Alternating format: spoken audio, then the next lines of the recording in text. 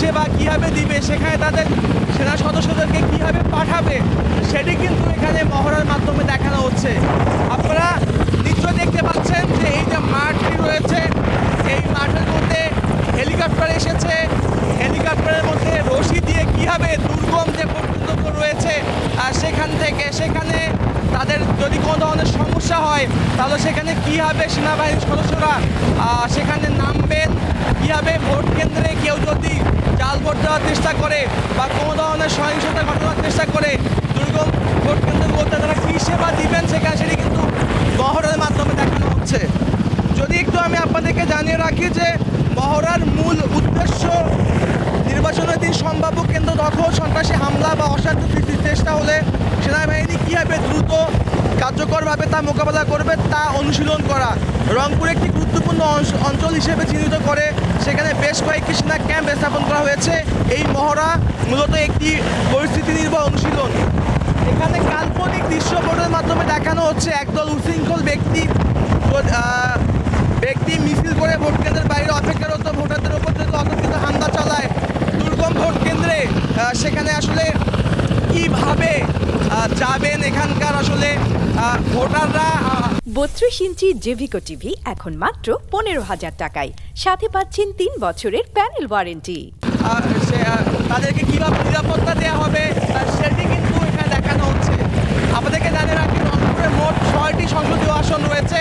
এই 6টি সংসদীয় আসনে এবার কিন্তু আগামী 12 ফেব্রুয়ারি ত্রয়োদশ জাতীয় সংসদ নির্বাচন অনুষ্ঠিত হবে।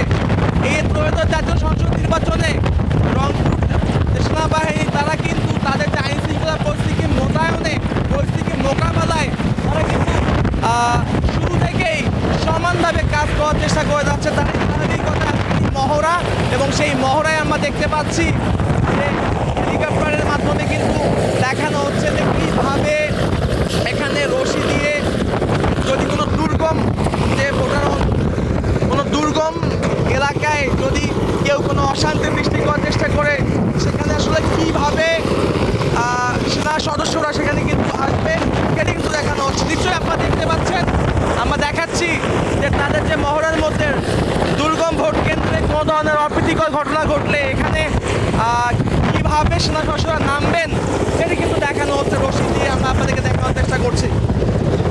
আমরা রংপুর ক্রিকেট গার্ডেনে রয়েছি। রংপুর ক্রিকেট গার্ডেন থেকে আমরা রংপুরের যে সেনাবাহিনী রয়েছে, তাদের যে কমান্ডো যে ইউনিটি রয়েছে তাদের কার্যক্রম আপনাদেরকে দেখানোর চেষ্টা করছি।